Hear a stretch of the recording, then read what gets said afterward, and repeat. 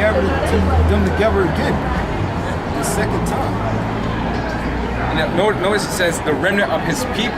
So it's what? The Israelites that are scattered within those nations. It's not actually those nations themselves, man. But a lot of people can't understand that. As soon as they hear the term Gentile, they all of a sudden assume, you know, that it's referring to everybody. But you gotta understand that when you see the word Gentile, that there's two types of Gentiles. You got Israelite foreigners, and what makes them Gentiles? That very fact that they're foreign to their nationality, their heritage, their language. Okay? Because the actual Gentiles, being the other nations, they don't have laws. Okay? They're lawless. They're heathens.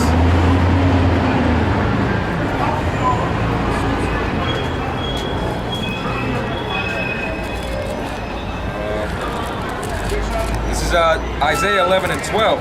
And he shall set up an ensign for the nations, and shall assemble the outcasts of Israel, and gather together the dispersed of Judah from the four corners of the earth. So that's the prophecy is going to be fulfilled, okay? That the Lord is going to gather his people that were scattered throughout the earth, okay?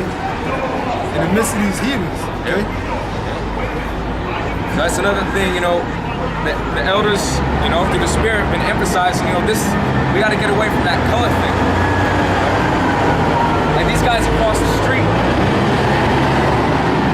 okay, their focus is on black people. Okay, they're not trying to break down, okay, the different tribes. All right, their focus ain't breaking down the tribes. They're just focused on black people. Okay. Which is off because it's supposed to teach them the heritage. Exactly. That's just a color, you know? They're mostly about teaching women, that's too. That's why we say so-called Negro, so-called white man. Okay? Because if you really want to know who they are, you got to go back to what? To the Bible. All right? So you gotta be able to identify and break down. Okay, you're being called in this society by a byword. Okay? Whether it be African American, whether it be a Negro, okay, black, it don't matter. That's not your nationality. That's not your heritage. That's the point. And that's what the Most High deals with. Okay. We'll read this again. This is Isaiah 11 and 12. And he shall set up an ensign for the nations, and shall assemble the outcasts of Israel, and gather together the dispersed of Judah from the four corners of the earth. So the Lord's going to gather together the Israelites amongst those nations. And that's why the scriptures say, the Spirit beareth witness with our spirit, meaning the Word, okay? So, identifies with our spirit that we are the children of the Most High. Because why? Because the children of the Most High is going to follow what's actually written within this book. The other nations aren't going to do that. The other nations aren't going to do that. So we can't look on the outward appearance. All right? As far as being able to determine who's an Israelite. Okay? As far as being able to determine who's an Israelite. Because you will get cursed out for your outward appearance. Say a woman come walking up here with tight ass pants or short skirt, you know. We do gotta address those things, but as far as being an Israelite, it's not on the outward appearance. Okay? It's about the circumcision of the mind, alright, or of the heart, where your mind is. So that can only really be determined and established through the truth. It's a lot. You need to keep reading and get yourself. Yeah, I was going to read this one. Habakkuk 2 verse 4. Behold, his soul which is lifted up is not upright in him, but the just shall live by faith. But it said that's clear, man. But the just shall live by faith. And that's what we're led by, man. We're led by the faith of Yahweh Bashim Yahushua. Okay? Because ultimately, the law, statutes, and commandments, they're not going to be what's going to redeem you. It's going to be your faith. But see, do we then make void the law? Okay? Because we don't make void the law just because we're going to be saved by our faith. Right? We're still going to rehearse.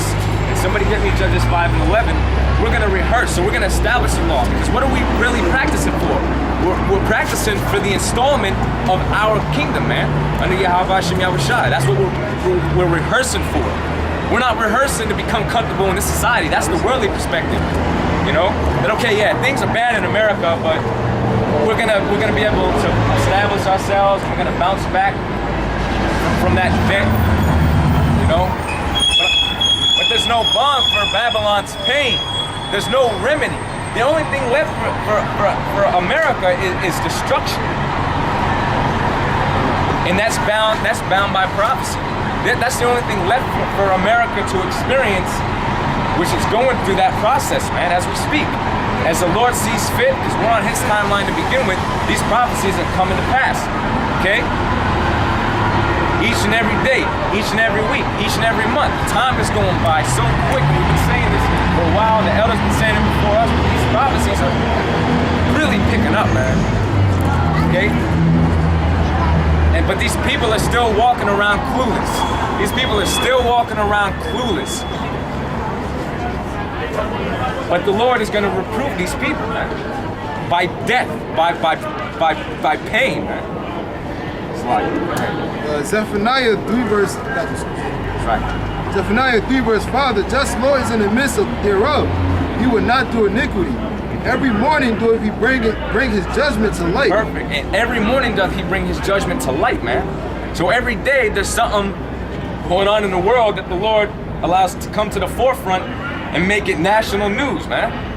And allow it to hit the headlines, you know, like that Boston Marathon bombing, okay, the explosion in West Texas.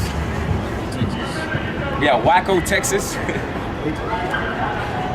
It's pronounced, well, Waco, but I've been saying Waco, Texas, all right? That's what you got out there, a bunch of whack jobs, you know? So those are just some examples. Then you got things that don't even hit the media, you know?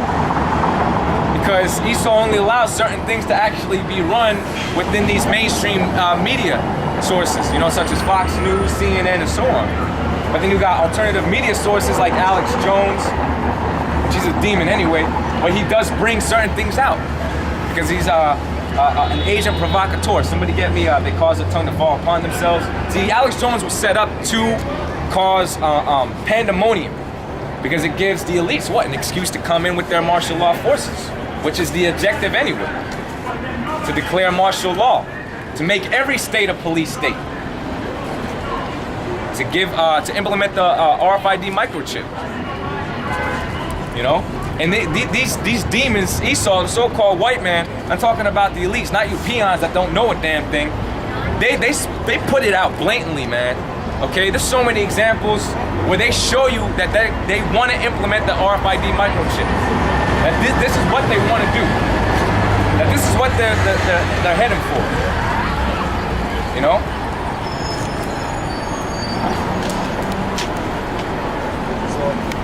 It says, every morning doeth He bring His judgment to light. He faileth not, but the unjust knoweth no shame. Yeah, He faileth not. Why? Because He said that His word is holy and true and pure words. Within this book is written prophecies. Okay? So these are living words. It's just a matter of time. Okay? And we're on the Lord's time. But every day, the Lord doth bring His judgment to light. So that's why you see so-called innocent babies being put to death, and that's rightfully, okay? In Job, it's recorded, wherein has anyone perished being innocent? Okay, so that only the good die young is bullshit. All right, that's called judgment. All right, and righteous judgment at that. If a man is wicked, he's rightfully supposed to be put to death. For the wages of sin is what? Death. Which is why the Most High is preparing to destroy Babylon the Great, America. For its what? For its transgressions, for its iniquities, for its sins. Okay? Wait a minute. Has its sins not reached onto the heavens? Yes, it has. Their abominations have reached onto the heavens. Flocky, go ahead. I know what you got. You guys got scriptures. Bring them out. Let me just read this one. Zephaniah 3 verse 1. Woe to her that is filthy and polluted, to the oppressing city. Yeah, the oppressing city is America. Whoa! Destruction unto her. Read that again. Woe to her that is filthy and polluted. Filthy and polluted. So within America, you got all kinds of abominations. Okay, homosexuals, lesbians, Transgender. All right? Witches. False balances. False balances. Okay? Lending upon usury. All right? Chemicals in the air, man, shutting down your immune system. Genetically modified organisms. Okay? So it's polluted. This place is polluted, man. In and out. Everything about this city is polluted. Niggas wearing pants off their ass. Okay? That's a homosexual thing to do, man. Having your posterior being exposed, man. Women wearing tight and revealing clothing is an abomination. Having her breasts exposed. Okay? Multiple sex partners. Having multiple sex partners. Oh yeah, that's adultery. You know? And not just amongst women. Okay, not just amongst women, against men too. Okay? I had this guy at work tell me, so am I allowed to deal with any woman you want? I said, you can have as many women as you want, okay, according to the law, but she cannot have a man when you're dealing with her, man. Because that's when a man commits adultery. And he came back with, oh, that's my favorite kind of women. This is a fucking Dominican. All right? Yeah, I said the F word. Yeah, you don't know, and you don't know what it means. So F you. So right? think what you want in your head. But that's his reply. So the Most High, okay, through Yahweh Shem Yahushai, all right, through Yahweh Shai, excuse me, through the prophets, we gotta reveal these things, man. We gotta tell you the wickedness of this society. Man's gonna be justified by his sayings. That's a wicked thing to say. Your favorite women are those that are already involved with the man. That's wicked, man.